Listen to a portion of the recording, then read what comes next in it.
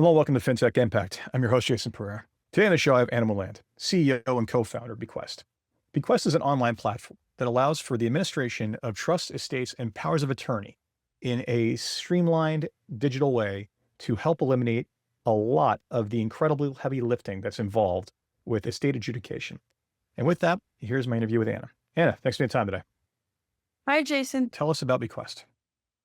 Yeah, so I think your intro was great. Bequest is a B2B SaaS platform. So we work with professionals in the trust and estate space. This includes lawyers, paralegals, clerks, accountants, professional fiduciaries, and we help them through the admin process of trusts, estates, and POAs. So basically, automation of paperwork. We have a heavy duty accounting module because fiduciary accounting is unique. It doesn't follow GAAP accounting standards.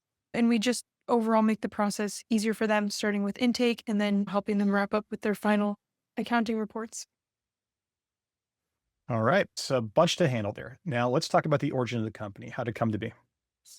Yeah, so about 3 years ago now, I was at a hackathon with my now co-founder, Robert. We were both in university, and we built out a product that focused around inheritance of digital assets.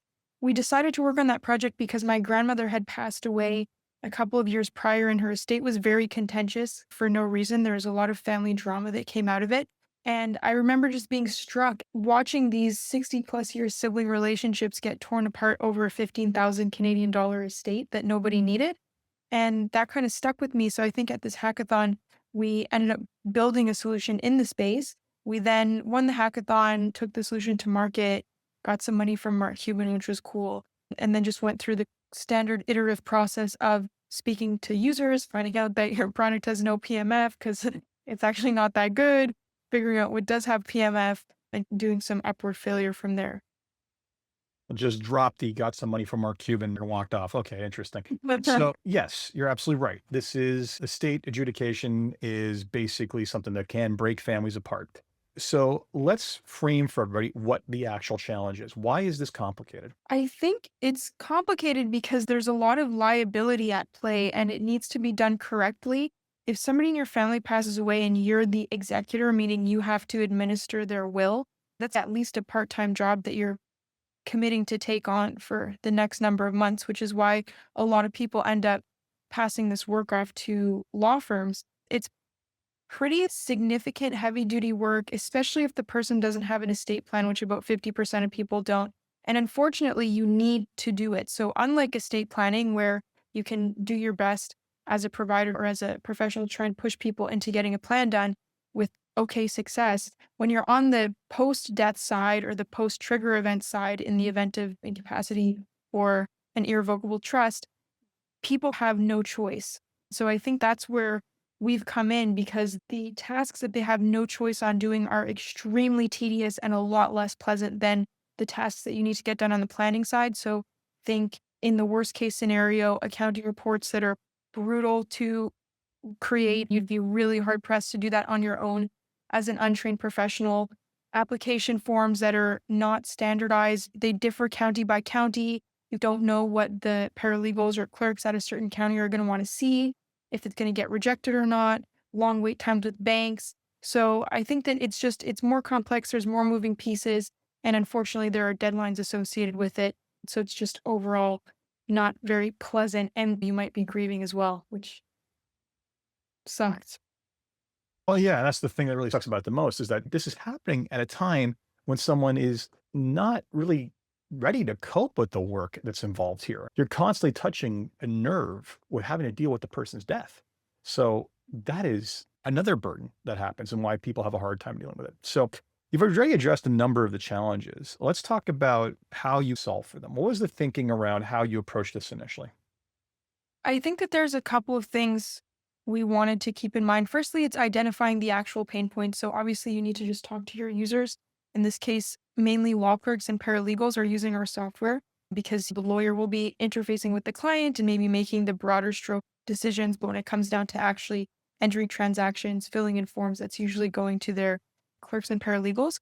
Talking to the user was very important to us because some of the things, again, another issue with this industry is that there's very little documentation. I truly commend the very tiny percent of people who try and do this work on their own without the help of a professional, because I've struggled in building this product due to a lack of documentation. The government websites will have a couple of pages that roughly guide you on what forms you need, but it's just very far from being complete. So I think that was a big deal for us, was figuring out exactly what actually sucks about the job. I also think that it's the kind of nature of this work also requires, it's hard to find sub niches in this space. So you need to help the professional the whole way through or not at all. For example, if you're going to Mm, help somebody with a probate application, they need to collect tons and tons of data to do that. You need to know, are any of the beneficiaries minors? If there's an intestacy, meaning the person passed away without an estate plan, are there heirs that we need to do a search for? Were they in debt? There's a million kind of externalities that need to be considered. You need to collect all of that information somehow. And so our system, we learned, would be useless without an intake system whereby that data onboarding could be offloaded to the actual client. Okay, now we have an intake system and the application process. But then if you have the application process, then your users are like, we already have a system for the applications that's not as good as yours, but it's okay. The thing that would really get us to switch is if we could port that data over now into the accounting. And so I think what I found in this space is that it's been extremely product forward, and you need to have a true end-to-end solution, which luckily we've managed to build. Our engineers are super talented, but that's something we noticed early on too, is that you can't really cut this market up that easily when you're working B2B.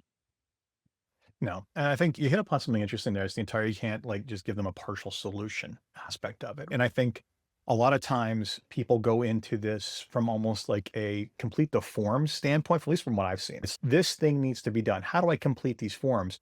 And then they're actually looking at it backwards, right? They're looking at the end result as opposed to the pool of body of knowledge and data that's necessary to actually then go out and complete things effectively.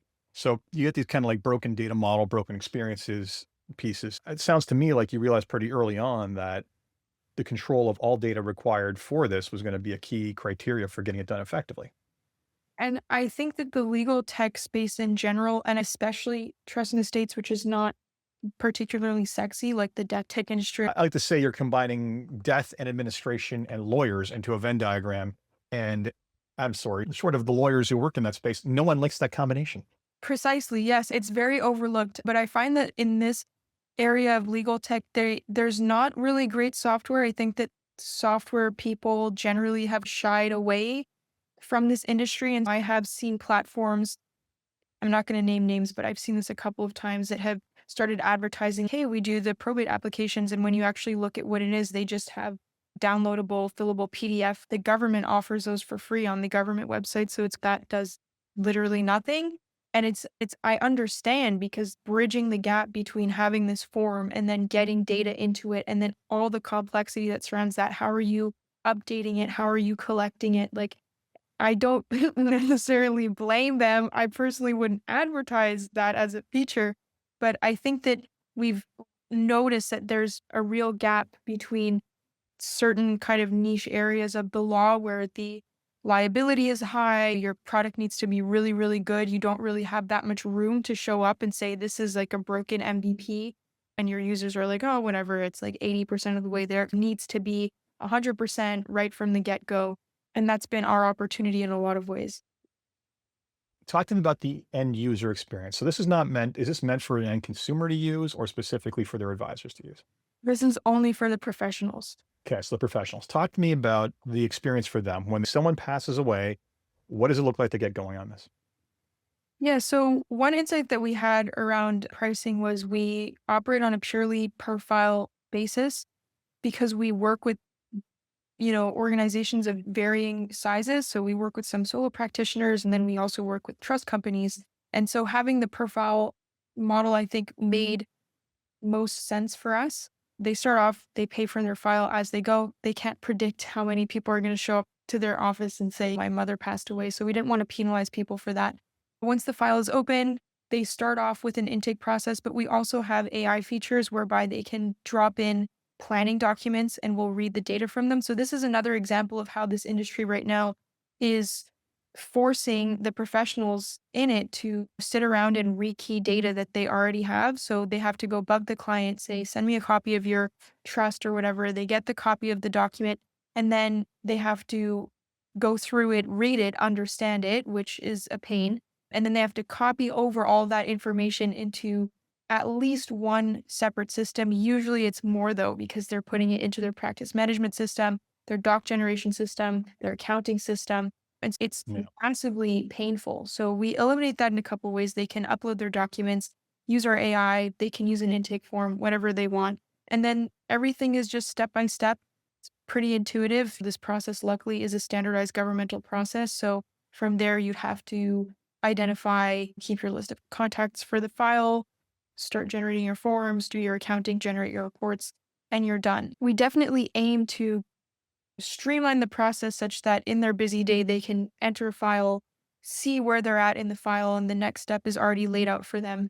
And they don't have to, the context switching isn't as significant because they don't need 5 different web tabs open to get this done, figure where they are every time, resituate themselves. Yeah. Okay. The lack of swivel chair having to move from system to system and having one integrated and formatted system, because even if you could push these things, they wouldn't necessarily talk to each other the right way, usually advantageous. Do you have any metrics on time gained and efficiencies gained from basically utilizing your system versus the traditional? No, I think that one piece of the software that we've tracked quite extensively is our accounting piece, which is currently extremely manual. In California, there's like a kind of master Excel spreadsheet that some people have told me about that has all of the calculations in there, and people will like share it around and it's like their template, which I'm happy they have that template, but that's pretty rough. Our accounting feature saves people at least 50% of the time that they would otherwise spend on the accounting. That's what we've seen so far. So that's been really good. Yeah. And I think that generally, if you're looking at forms, it depends. Everyone's doing something different. I do know people who were previously wet ink filling in probate forms, which is unreal. Like 50 pages, the same data with a pen. Like, sheesh. Doesn't surprise me, especially people will use the antiquated method forever until, and even if they find a better version, but usually if they find something as good as what you're talking about, hopefully they make that change. Yeah, look, I don't blame them. So I get it. But yeah, I think that saves a ton of time. Our intake system, I think our average is saving people about an hour on the intake side. So again, that's saving them the hassle of having to get the intake from the client, which they're sending out various ways. Sometimes they're having a meeting in person. Sometimes it's a wet ink. The client's filling it out and then they have to rekey that data into their system. So we have various points where we save them time, but I think that the accounting is definitely the best time saving feature. And we also allow people to stop farming that work out because fiduciary accounting is its own beast. A lot of people don't necessarily Mm. feel they have the skill set to do it from scratch on their own. But if you give them a tool like Bequest, whereby they can, especially for simpler cases, just reliably generate a court formatted passing of accounts that they know is going to be good to go and they can make slight changes as needed, they don't need to farm it out as much. Fiduciary accounting work is extremely expensive if you farm it out. I was speaking to somebody who paid $26,000 for a passing of accounts, and it's definitely at least in the thousands every time I've spoken to someone about it, which is, I mean, it's shocking, but it also makes sense because there's just not that many people who can do it and who have the patience to sit there and enter transactions one by one into Excel. I think most people would be shocked at just how antiquated the systems are in trust work altogether. Especially when we start using terms like fiduciary accounting, we're talking about liability that is over and above just simple fat finger record keeping. It is really important. This is where you're at today. Where do you see it going? Like, how would you like to enhance it in the next couple of years? Yeah, we're currently doing beta testing on the drafting side. So, on the planning side, again, I think that we noticed that a lot of the planning tools right now are very time consuming, especially for firms that aren't boutique, which a significant amount, the majority of people offering trust and estates are not boutique and just doing that. They have different practice areas, at least within the firm. It doesn't make sense for them to be using a system that's either it takes them like 30 minutes of answering questions to finally generate their document, or it's like everything is super specific and very, very fancy. A lot of people just, oh, my client is getting divorced. why don't I just tell them, hey, it's time to update your estate plan or something? They want something simple. We have that coming out in a couple of months. It'll be out of beta testing, which I'm very excited for because then we would be the first complete end-to-end solution, which also allows us to branch into other areas like having client portals, introducing more practice management features. We tend to follow the market at Bequest. I think we learned that lesson the hard way early on, and we're not ones to put the cart before the horse anymore, so to speak. But there are a few verticals that we could pursue once we really get the trust in the states engine going. All right. So before we wrap up, there's 3 questions I'd like to ask everybody on a positive note. The first one is, if there's one wish you had for your company, the industry as a whole, what would it be? For my company and the industry as a whole, that's a great question. I wish that there were more people who knew how to do this work because the current people who are working in this space are very overloaded and overwhelmed. There's a clerk that works at a firm that we work with who's in her 80s and she really wants to retire, but I think she would feel guilty because she's the only clerk at that firm and she would be extremely hard to replace. So I think it would be great if we had more people who were doing this work, at least for now. That would be good for my company. It would increase onboarding time faster for me because the perceived switching costs would decrease, etc. And it would also, yeah, that causes a lot of negative externalities that come from just the lack of people who do this work and who know how to do it well. Mind you, I do hope that Bequest can fill that gap and alleviate some of that pain in the longer term. But yeah, I wish more people knew how to do this work. Do it in an empathetic way, because too often it becomes a checklist system, and there has to be an appreciation for every time you're doing this. You're touching an open wound. You can't get emotional. Yeah.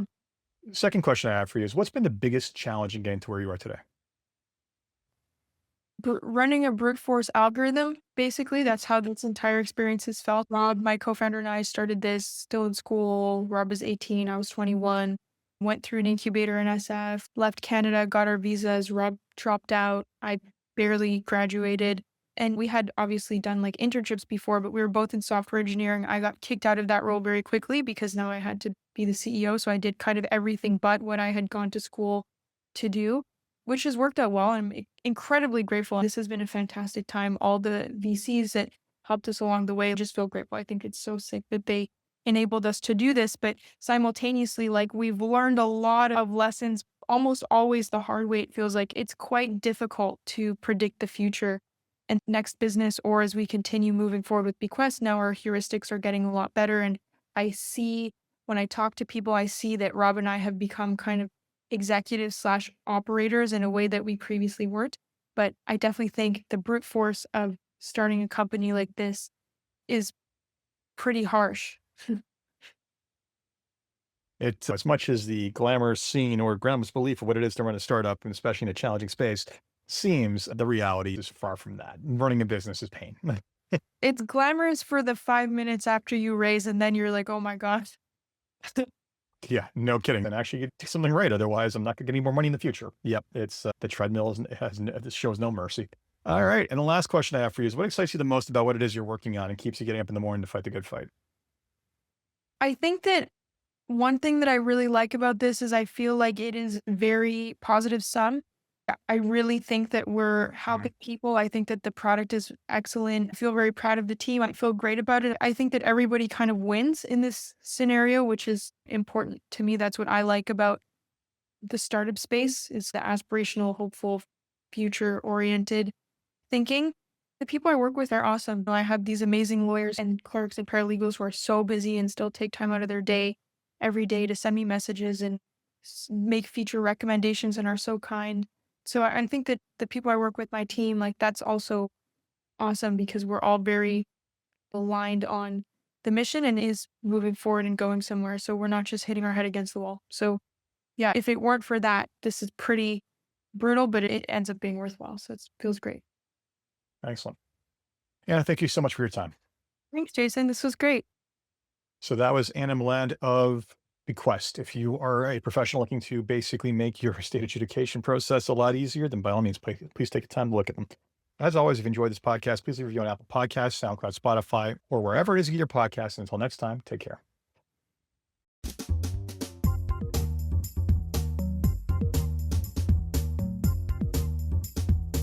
This podcast was brought to you by Woodgate Financial, an award-winning financial planning firm catering to high net worth individuals and their families. To learn more, go to woodgate.com. You can subscribe to this podcast on iTunes, Stitcher, and Google Play, or find more episodes at jasonpereira.ca.